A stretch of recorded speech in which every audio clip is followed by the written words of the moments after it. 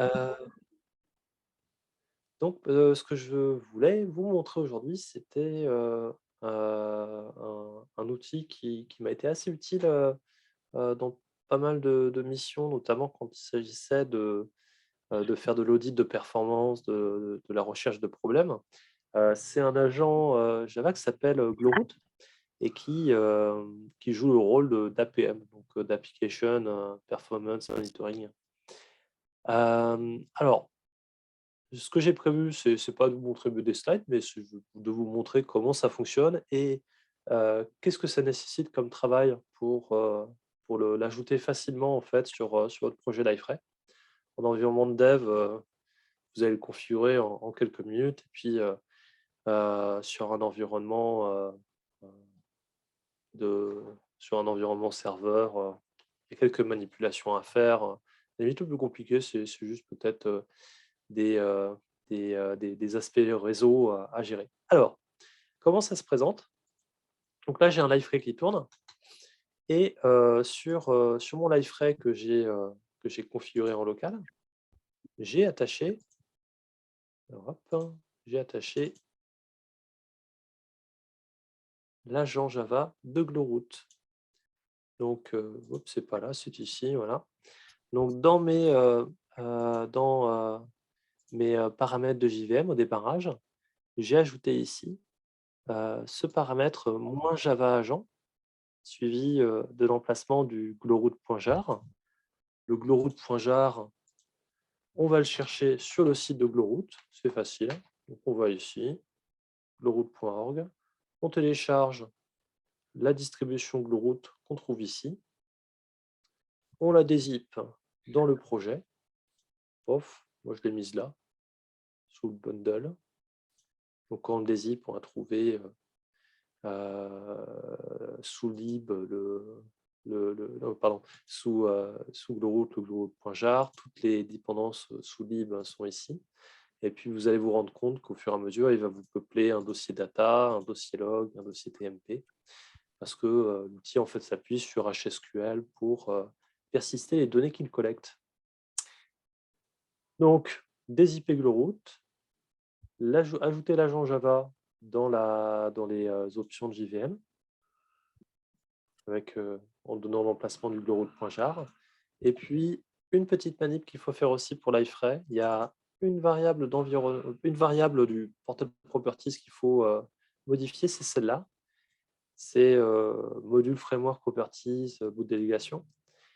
Cette, cette propriété, dans Liferay, c'est la liste de tous les, packages Java qui sont importés par défaut dans tous les modules OSGI de votre serveur.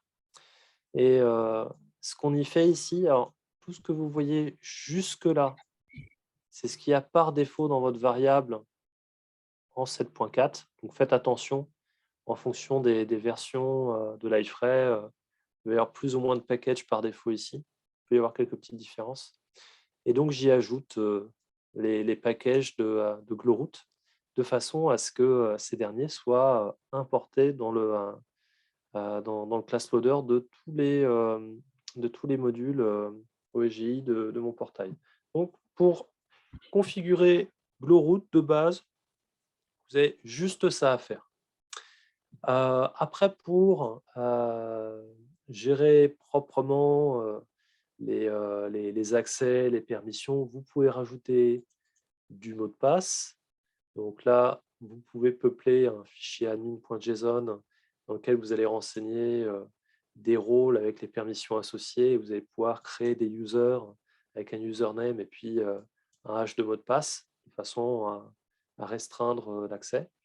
Vous allez aussi pouvoir spécifier ici sur quel port va écouter, le Glowroot et également, sur quelle, interface réseau il va être bindé. Alors là, dans mon cas, comme je vais accéder à Glowroot uniquement depuis mon poste de dev, j'ai fait le binding sur la boucle locale, mais si jamais vous voulez exposer, votre, Glowroot à l'extérieur, vous avez peut-être besoin de le binder à une autre adresse réseau. Bon, vous avez plein de choix à votre disposition et si jamais vous avez par exemple un Apache qui tourne sur le même serveur que votre Tomcat, ce qui peut arriver, vous pouvez toujours écouter sur la boucle locale et puis vous pouvez utiliser Apache comme reverse proxy pour rendre ça visible de l'extérieur. Voilà, il y a plein de façons de gérer ça. Donc, à quoi ça ressemble maintenant? Donc, j'ai mon Liferay qui tourne. Et là, ici, sur le port 4000, j'ai ce Glowroot qui est en train de tourner. Je vais me connecter dessus. Et donc, là, je vais prendre le mot de passe. Tac, et je vais entrer. Alors, il se présente Glowroot sous la forme d'un dashboard sur la page d'accueil qui vous permet de suivre quelles sont les requêtes les plus coûteuses en termes de cons CPU sur votre serveur. Donc, elles sont classées ici à gauche. Donc là, c'est toutes les transactions qui ont été monitorées jusqu'à présent par Glowroot, avec le pourcentage de charge associé. Vous avez ici un graphe que vous pouvez filtrer par rapport au type de requête si vous le souhaitez. Par défaut, il vous affiche tout. Et puis, il vous affiche les temps de réponse.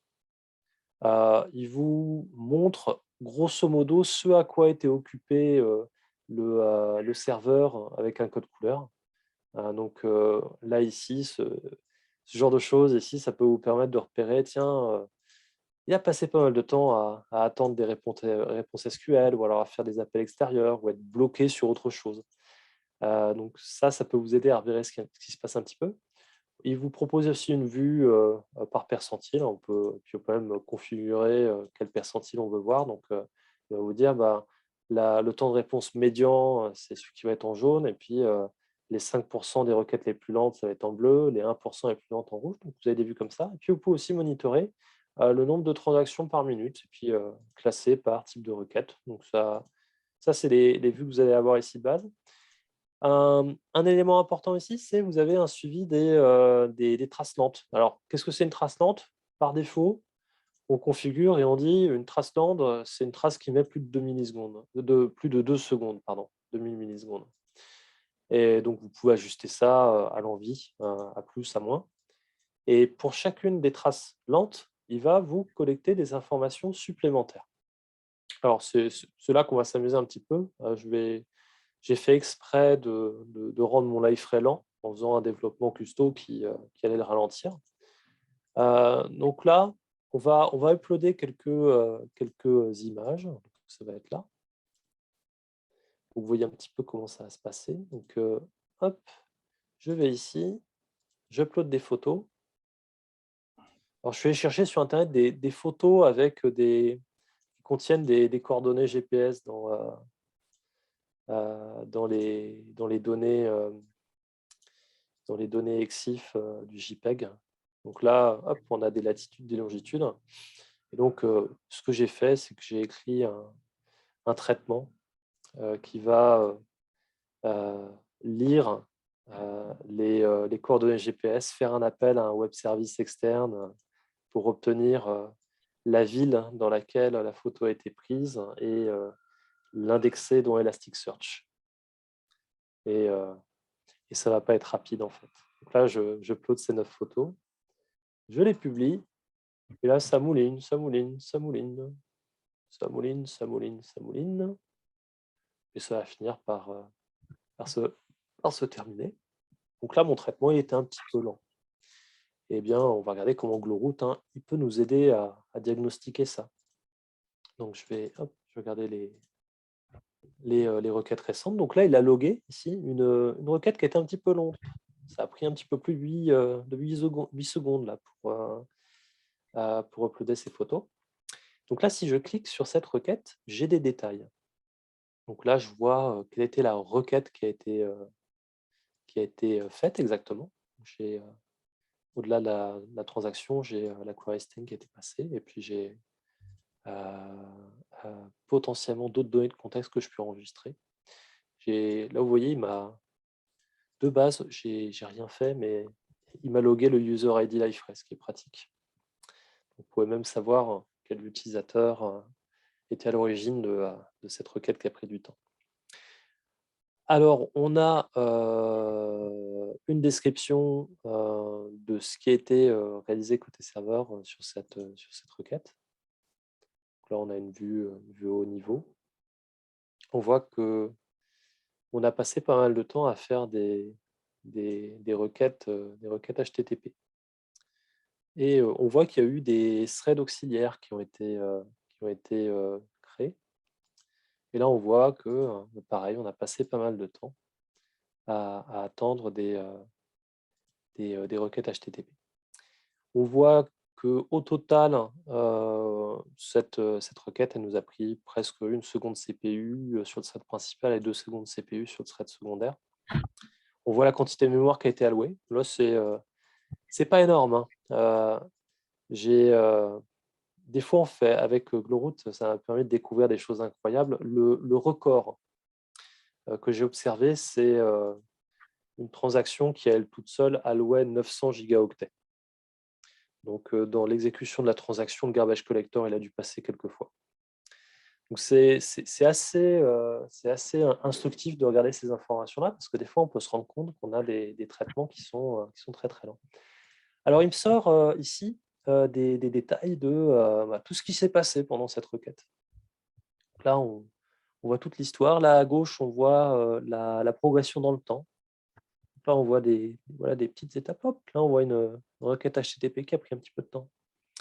Là aussi, tac, c'est un petit peu plus large. Tac, requête HTTP qui a été faite, etc., etc. On voit le détail. Donc là, ça, c'est qu'on a envie de suivre le fil complet de la requête. Mais il y a quelques vues qui sont un petit peu plus utiles à regarder. Il y a celle-là que j'aime beaucoup, c'est le Flame Graph. Donc là, pour générer ce graphe, alors comment il faut le voir? Vous avez ici une stack trace. Et on voit que il y a un socle commun par lequel on est passé, et puis après, il y a des embranchements en quelque sorte dans le code où on a passé pas mal de temps. Donc comment il faut lire ce truc-là? Il faut imaginer que la largeur de ces blocs, ça correspond à la proportion de temps qui a été passé dans cet endroit de la stack pendant le traitement. Alors Glowroot, comment il fait pour produire ça? Il fait du sampling en fait sur la JVM. Il fait des photos à intervalles réguliers, plusieurs fois par seconde, voilà, de nombreuses fois par seconde. Il fait des photos et il regarde, au moment où il fait la photo, à quel endroit dans la stack se trouvait le thread. Et c'est de cette manière-là qu'il va constituer ce graphe-là. Et donc ça, ici, c'est le sommet de pile où on s'est trouvé le plus souvent. Donc voilà, à 55% pendant le sampling. Donc, qu'est-ce qu'on voit? C'est qu'on se rend compte qu'on passe pas mal de temps ici à faire du socket read. Et quand on remonte un petit peu la pile, on voit que c'est de la requête HTTP. On remonte encore un petit peu, c'est de la requête HTTP. Et hop, là, on voit ici mon code à moi, qui est ici. Et on voit custom model document contributor index by lat and long, donc à la ligne 69. On va aller voir mon code. Ta, ta, ta, ta.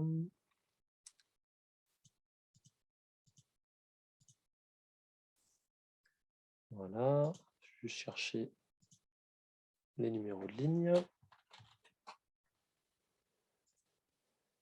Hop, hop, hop, hop, hop. Voilà.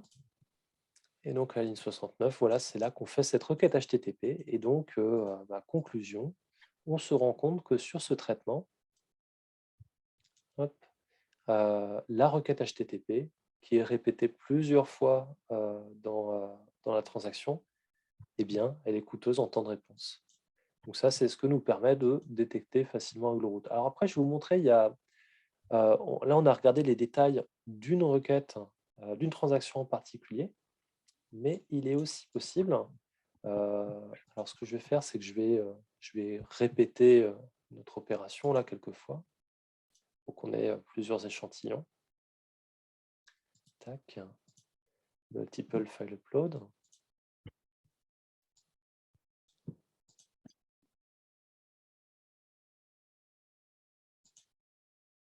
Voilà. Je le fais encore 2 fois.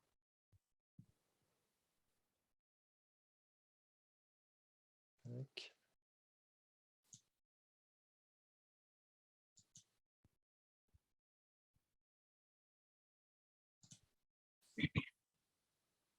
Hop, je peux appuyer sur le bon. Voilà, multiple file upload.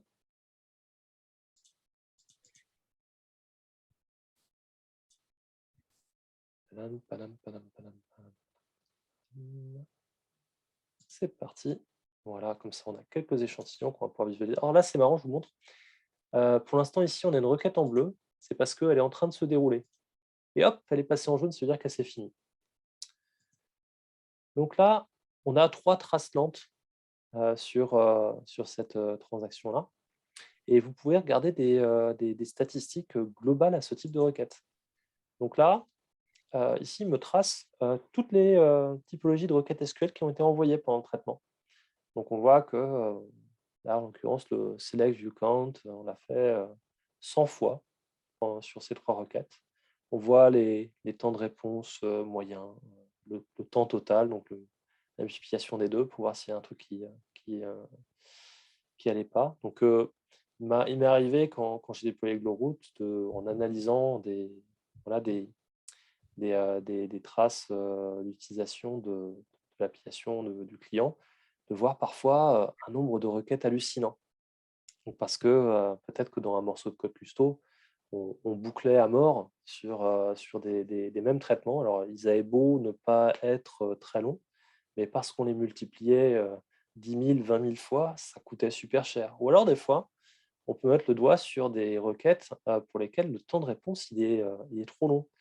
Voilà, quand on a un temps de réponse qui dépasse les 100 millisecondes sur une requête SQL, il y a lieu de s'interroger. Et puis, on peut peut-être se rendre compte que tiens, il nous manque peut-être un index là pour que ça aille plus vite. Donc là, cette vue-là, elle est super sympa. Ça permet de voir des statistiques sur les requêtes SQL qui sont déclenchées depuis nos transactions. Et puis là, dans l'exemple qui nous intéresse, on voit aussi tous les appels de services externes. Très souvent, quand on fait du développement portail Java et qu'on est amené à devoir justifier des performances du portail, on doit expliquer que ouais, en fait, le portail, il n'est pas lent, mais c'est des services back-end derrière qui sont lents. Bien, là, avec cet onglet-là, c'est assez facile de venir le justifier. On a par type de requête, on va avoir des statistiques sur les temps de réponse des services qui se trouvent derrière. On a également ici, tout à l'heure, je vous avais montré le sampling sur une requête en particulier, mais vous pouvez avoir un sampling sur l'ensemble des requêtes qui matchent un type qui match voilà, un critère de filtre sur la gauche. Donc, souvent, quand j'ai des mauvais temps de réponse, je regarde ces flame graphs, je regarde les gros blocs et puis je redescends la pile. Puis généralement, je vais chercher si ce n'est pas dans le code custo, donc je repère assez vite quel est le pattern des noms de package du projet pour voir s'il n'y a pas un morceau de code custo qui crée des lenteurs. Et des fois, on peut mettre le doigt sur vraiment une ligne de code qui n'est pas optimisée et qui coûte super cher, qu'on n'aurait pas imaginé si on avait fait une analyse statique du code, quoi. Donc ça, c'est premier point. Donc, on voit ici toutes les transactions web qui ont été passées.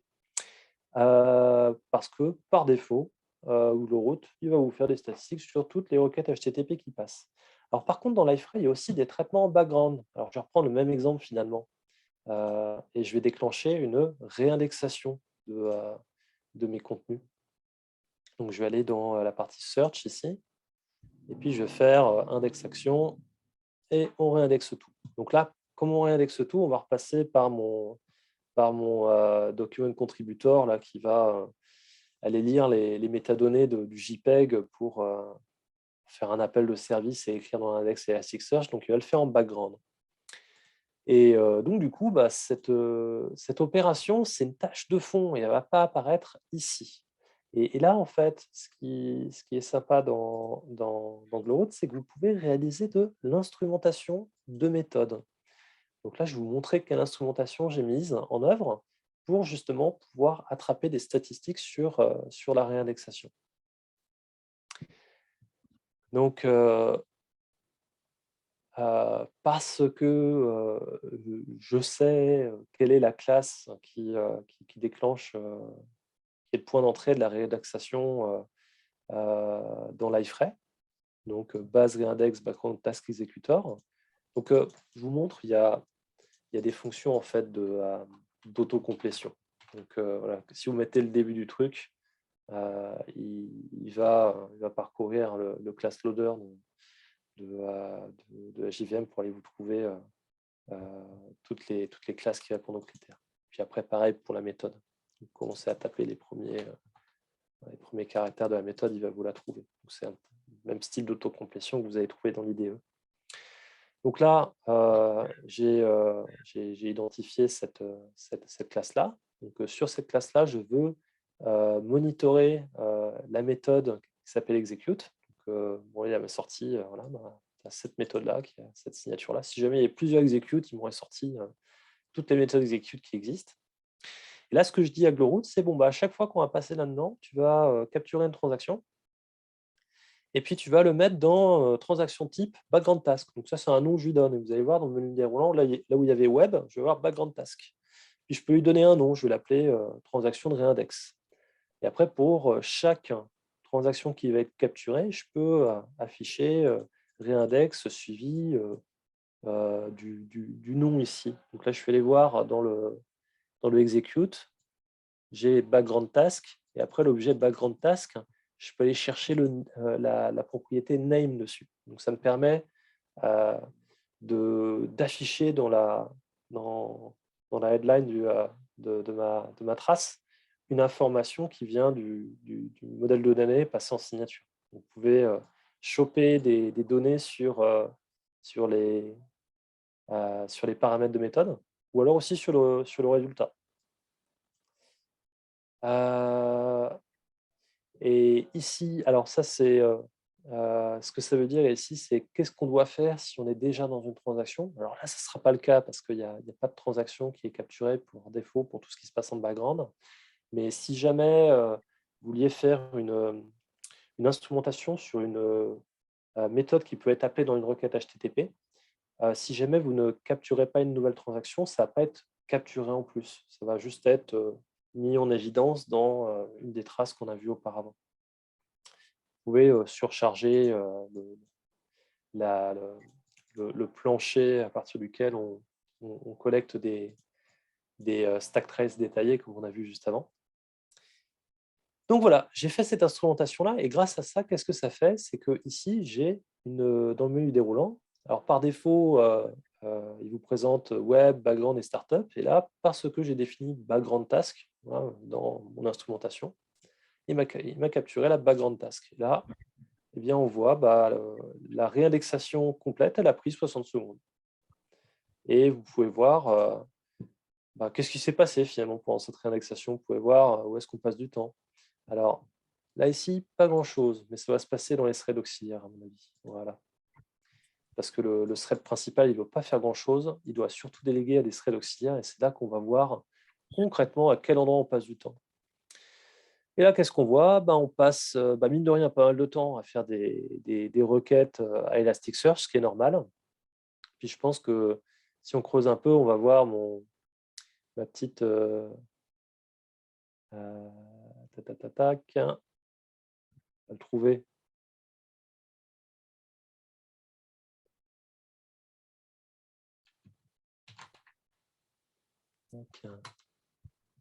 Ah, il est là. Tac. C'est caché là. Donc là, non, j'ai pas cliqué au bon endroit.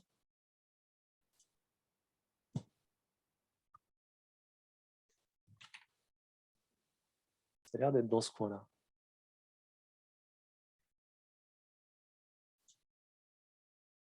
Voilà, il est là. Il fallait zoomer un petit peu et hop, on voit mon traitement qui prend un petit peu de temps. Alors comme il n'y avait que la bagatelle de 9 images, alors c'était assez compliqué de trouver des images, avec des coordonnées GPS, j'étais surpris. Il y a très peu de ressources, disponibles. Il aurait presque fallu que je sorte dehors et que j'aille prendre des photos pour alimenter mon jeu d'essai. Donc là, on va trouver ici, le temps qui a été passé dans ce traitement-là. Et puis, sinon, j'ai accès à la même chose que d'habitude. Je peux aller voir les détails des requêtes SQL qui ont été faites. Je peux voir les appels de service sortant et combien de temps il a été passé. Donc là, sur les 60 secondes de réindexation, mes 9 images, elles ont coûté quand même pas loin de 4 secondes. Alors, ce qui est rigolo aussi, là, on se rend compte que pendant la réindexation, ça va assez vite. Il a fait 9 appels à l'API parce qu'il y avait 9 images. Et ce que j'ai découvert, c'est que euh, au moment où je les ai uploadées, les images, si on prend là ici, voilà, on va prendre juste un là, il doit y avoir un truc qui n'est pas très bien optimisé dans les frais, parce qu'il a réussi à se débrouiller à appeler le document model contributeur là, 3 fois par image. Donc ça va être un truc un petit peu à creuser côté LiveFray, parce que sur les 3 requêtes, il y en a une qui est légitime et les 2 autres, elles nous coûtent du temps pour pas grand-chose. Donc il doit y avoir quelque chose dans le framework qui fait qu'on se retrouve à appeler le document contributor plus de fois que de raison euh, au moment où on upload l'image au départ. Alors que pendant la réindexation, ça n'est appelé qu'une fois, ce qui est normal. Voilà. Après, qu'est-ce qu'on a d'autre dans Glowroot? On peut tracer les erreurs. Donc là, bon, il n'y en a pas eu, mais à chaque fois qu'il y a des erreurs sont levées, il vous capture les stack traces exactement comme pour les traces lentes. Ça, c'est assez sympa. J'ai des clients qui ont mis en œuvre Glowroot et ils vont même plus voir leur log maintenant. Ils vont voir Glowroot pour chercher les erreurs. Et puis, vous avez des stats de JVM. Donc, vous pouvez suivre l'utilisation de la mémoire. Et puis, vous pouvez aussi parcourir le MBIN tree, toute la partie JMX, pour aller chercher des trucs intéressants. Et puis, il y a un truc que j'ai rajouté moi-même, je vais vous montrer. Donc ça se passe par la configuration.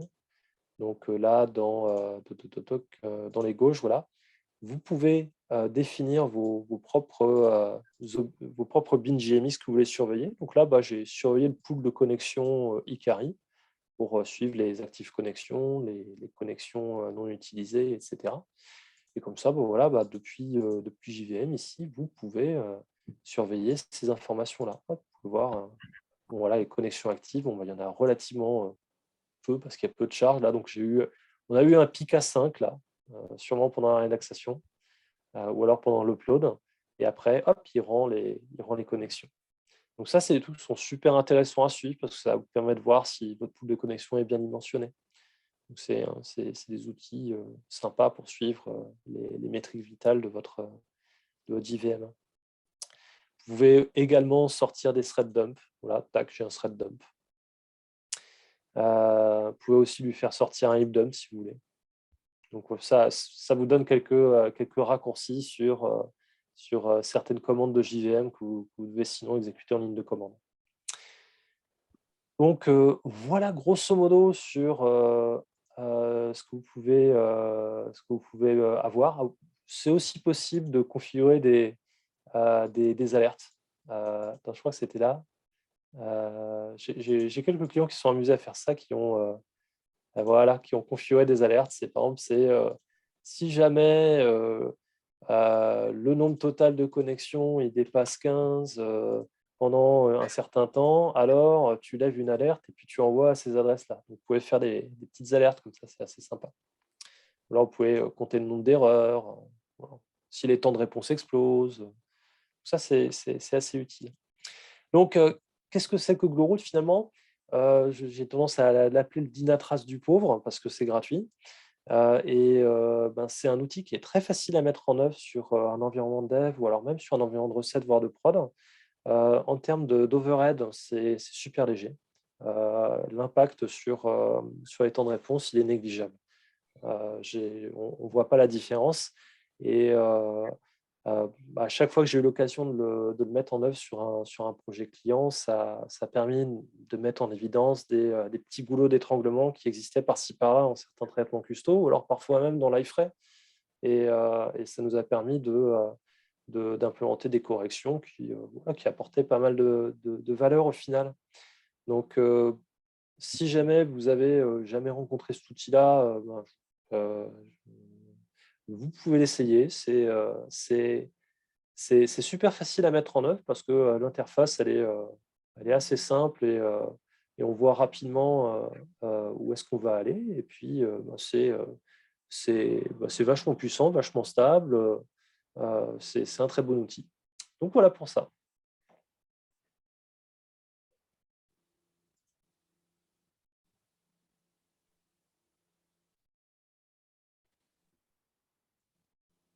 Merci Fabien. Tu avais un repo, je crois, aussi sur ce Oui, projet-là. oui. Je Ouais, pourrais comme ça, pour que partager vous puissiez dans le gagner du chat temps sur la configuration. pour rejouer à Donc, ce que tu as comme fait. ça, vous avez un exemple de tout ce qu'il faut configurer pour que ça fonctionne. Vous avez aussi mon module qui génère des requêtes sortantes pour bien polluer les stats. Alors, où est-ce que j'ai mis le chat? Il est là. Hop. Voilà, je vous colle le repo GitHub. La doc, vous trouverez aussi la doc de Gloroot sur le site de Gloroot. Et donc, notamment, il y a un truc que je peux vous montrer, ça va être comment on fait pour générer les haches de mots de passe. Donc, alors, où est-ce qu'il... Je crois qu'il faut aller voir sur GitHub. Depuis GitHub, il y a le wiki de mémoire.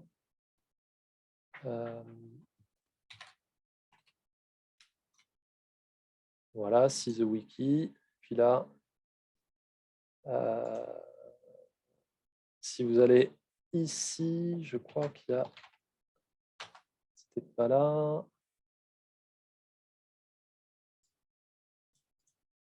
On va trouver un endroit où il y a la génération des haches.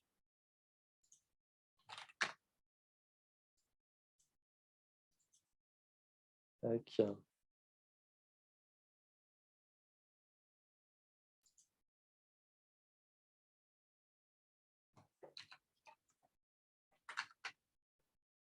Non, c'est pas là. On va le trouver. Tac. Voilà, la génération des haches de password. Il faut aller télécharger un de leurs jars et avec une commande, vous allez pouvoir générer un mot de passe que vous allez pouvoir copier dans le fichier de configuration comme je l'ai fait. Ah oui, donc j'en profite. Donc là, c'est le mode de fonctionnement que j'ai utilisé de Gloroot, c'est l'agent. Il est attaché à la JVM et il expose lui-même une interface web sur le port 4000. Mais vous pourrez parcourir la documentation. Il y a un autre mode de fonctionnement de Gloroot qui est celui dans lequel l'agent attaché à la JVM ne fait que de la collecte, pousse les données qui sont collectées vers une base Cassandra et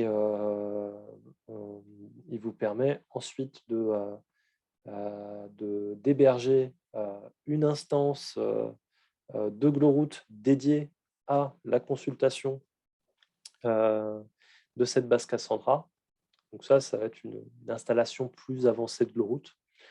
Ça peut être ça va être indispensable si jamais vous voulez monitorer un cluster Liferay avec plusieurs nœuds et vous voulez tout centraliser à un seul endroit. Mais ça reste possible, dans le cas d'un cluster, d'avoir un agent attaché à chacun des nœuds.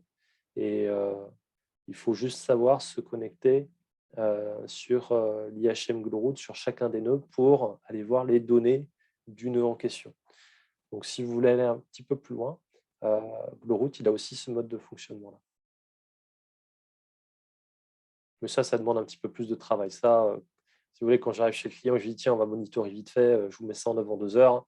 J'utilise le premier mode de fonctionnement parce que je ne peux pas arriver chez un client et lui dire ouais, tu m'installes une base Cassandra, tu me trouves une nouvelle VM pour installer l'IHM. Ça, c'est trop compliqué. Par contre, leur faire ajouter l'agent et puis ouvrir le port 4000, on a toujours réussi.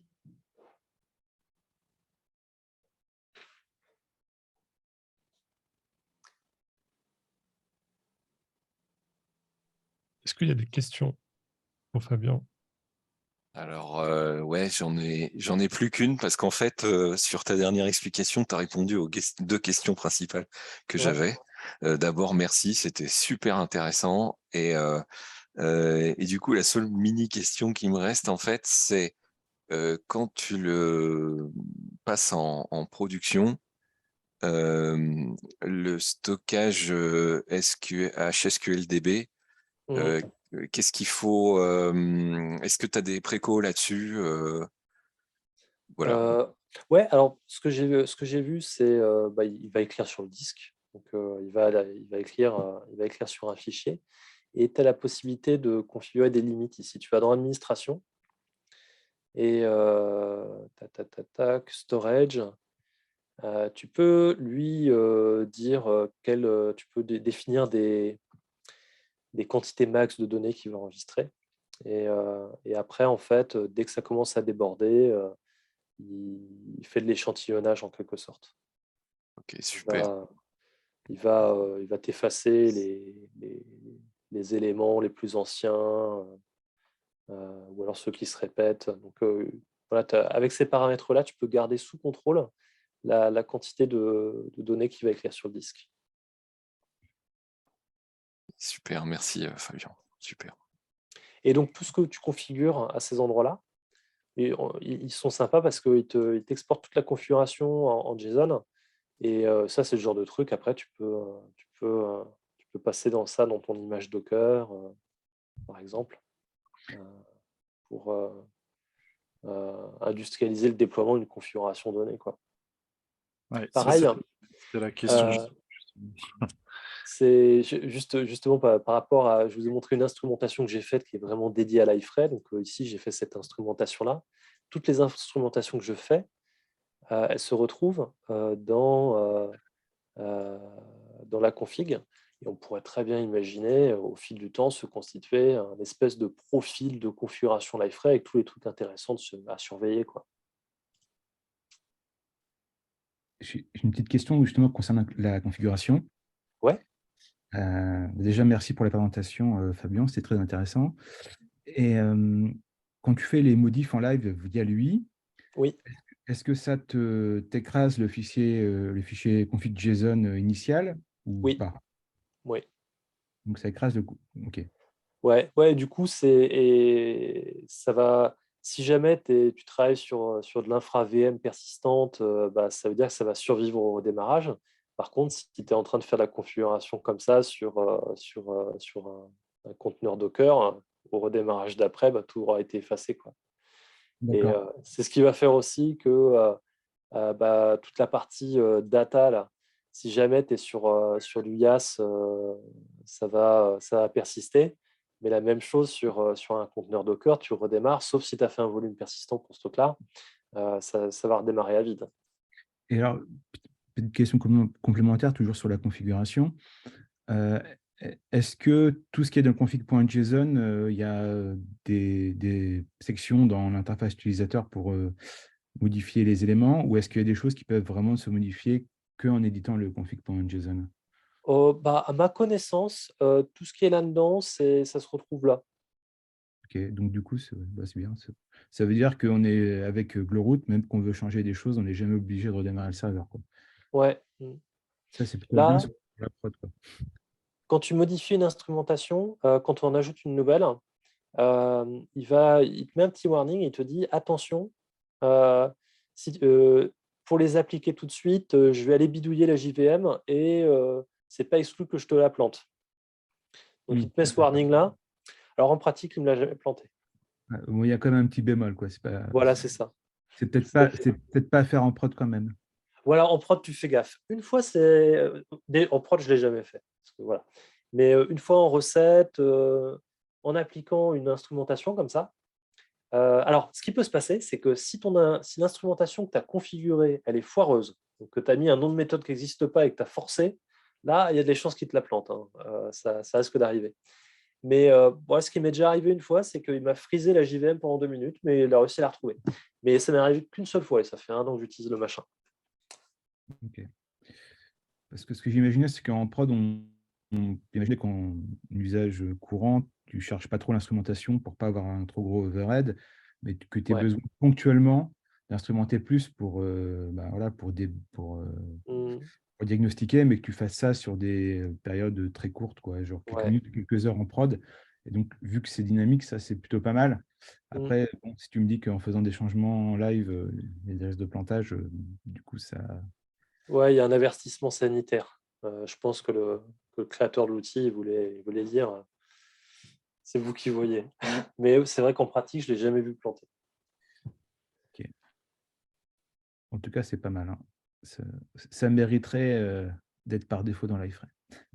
Ouais, ah ouais, carrément. Ouais. Parce que du coup, ça inciterait les. Parce que, ouais. Parce qu'après, là, pour le mettre en place, du coup, forcément, il faut demander des autorisations, etc. Là où on est et tout. Mais si c'était livré par défaut intégré dans l'iFrame, avec l'interface utilisateur disponible et tout pour faire les modifs, ça veut dire que sur n'importe quel appel l'iFrame, tu aurais déjà tes infos là et tout, ce serait un truc de ouf en fait. Oui. Mm. Parce qu'en fait, le plus compliqué là, pour mettre en place Glowroot chez les clients qui ont lu l'iFrame, je pense, c'est de convaincre les équipes d'exploitation et tout le monde de dire on va Oui. rajouter un jar, on va rajouter un agent, etc. Ah Ouais. non, c'est pas validé par les services d'architecture, blabla, tout ça. Alors que si Mm. c'était un truc par défaut dans le liferay, avec une config minimale, du coup, pas d'overhead, quoi, ça ouvrirait la possibilité plus simplement de l'utiliser, quoi. Voilà. Alors après, pour l'anecdote, un truc que j'ai remarqué, c'est de temps en temps, je tombe chez des clients qui ont déjà du Dynatrace. Et alors Dynatrace, c'est super puissant, mais c'est super compliqué. Et c'est assez rare que je rencontre voilà, des personnes qui sont vraiment à l'aise avec Dynatrace pour collecter les informations. Et c'est déjà arrivé qu'on mette le Glowroot chez un client qui avait Dynatrace parce que avec Glowroot, on arrive tout de suite à accéder Ouais. à ce dont on a besoin. On sait comment faire. On sait qu'on pourrait le faire en Dynatrace, mais le manuel, il fait 1000 pages de trop, quoi. Ouais, disons que le Dynatrace, il faut avoir le consultant Dynatrace qui va avec, quoi. Ouais, c'est ça. Je comprends.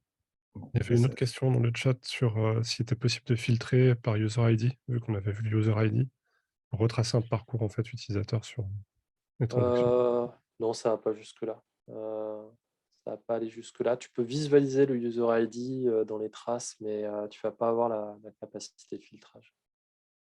À moins que tu bidouilles et que dans la configuration, tu fais une instrumentation à toi et tu intègres le user ID dans le nom de la transaction que tu captures. Et là, dans ce cas-là, tu pourras filtrer dessus. Donc, potentiellement, tu peux faire ça, mais c'est de façon discrète sur des éléments très précis que tu veux mesurer. Et là, justement, toute l'idée de je suis le parcours utilisateur du front-end au back-end, c'est là que Dynatrace, il est bien, quoi. C'est là que tu as de la valeur avec Dynatrace. C'est ça qu'il sait faire. Il y avait une autre remarque qui était sur, désolé, sur faut prévoir 1 à 2 gigas de RAM supplémentaires pour faire tourner Glowroot. Est-ce que tu confirmes? Ouais, c'est ça. C'est ça. Faut prévoir ça.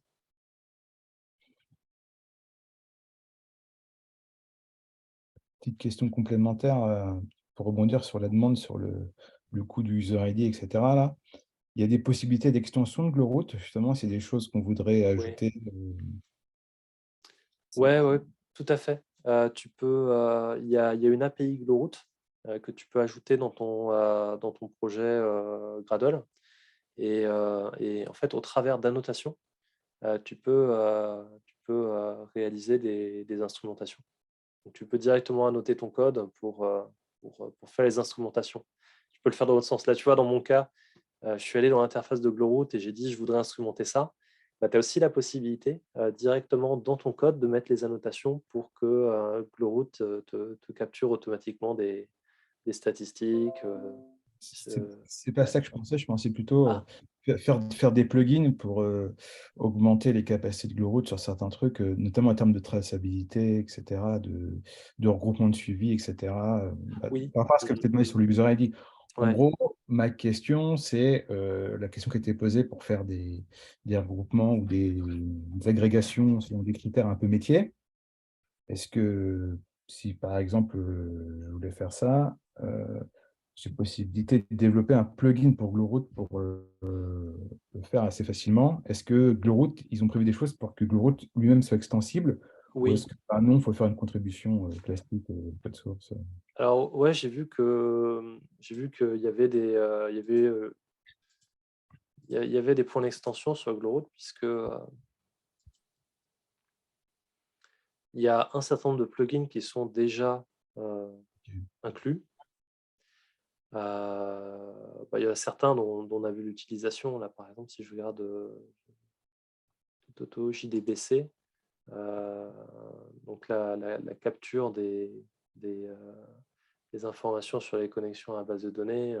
Et là, il y a un plugin Elasticsearch qu'on utilise aussi, je crois.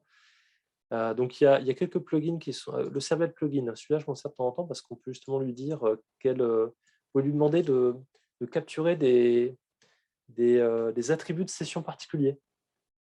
Donc, si vous savez que votre code, il y a des endroits où il fait des set attributes et vous voudriez qu'il vous les sorte, vous pouvez mettre une liste d'attributs ici, puis il va vous les sortir dans les traces. Donc, il y a cette architecture de plugins. Par contre, je n'ai pas regardé comment il fallait faire pour créer ses propres plugins et les intégrer à l'outil. Je ne suis pas encore allé voir de ce côté-là, mais ça donne l'impression que c'est possible, en tout cas.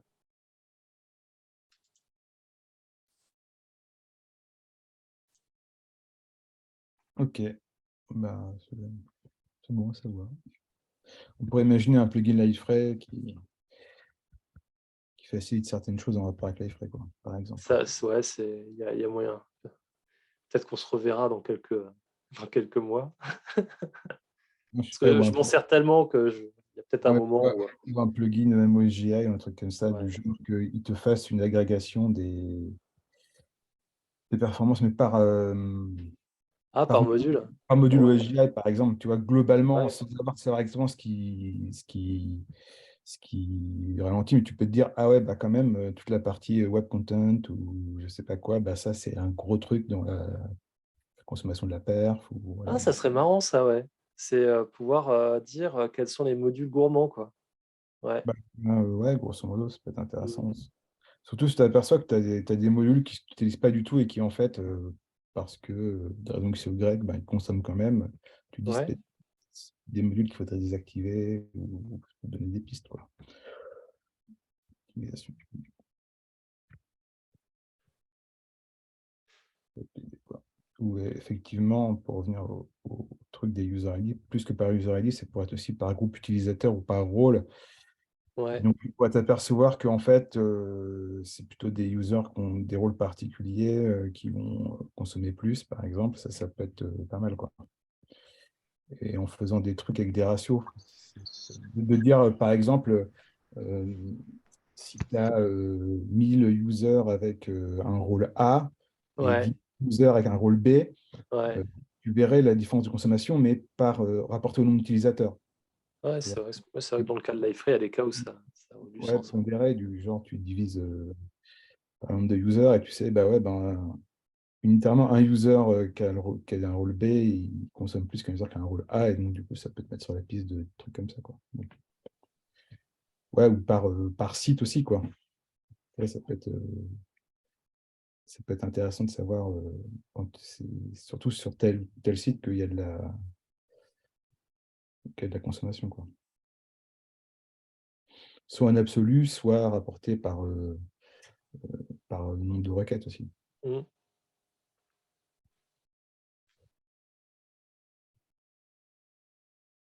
Voilà, voilà. il y a des Ok. trucs à creuser. Bah, après, vu qu'on, quand même, aussi, il y a un autre truc, c'est que sur l'iFrame, enfin, sur les projets, on tombe un peu souvent sur le même. Il y a pas mal de problématiques un peu récurrentes et on va faire un peu toujours les mêmes vérifs. On pourrait imaginer un plugin qui va nous faire des vérifs les plus courantes, quoi, tu vois. Ouais. Il nous fait une agrégation du synthétique des indicateurs qu'on va aller vérifier le plus souvent, quoi.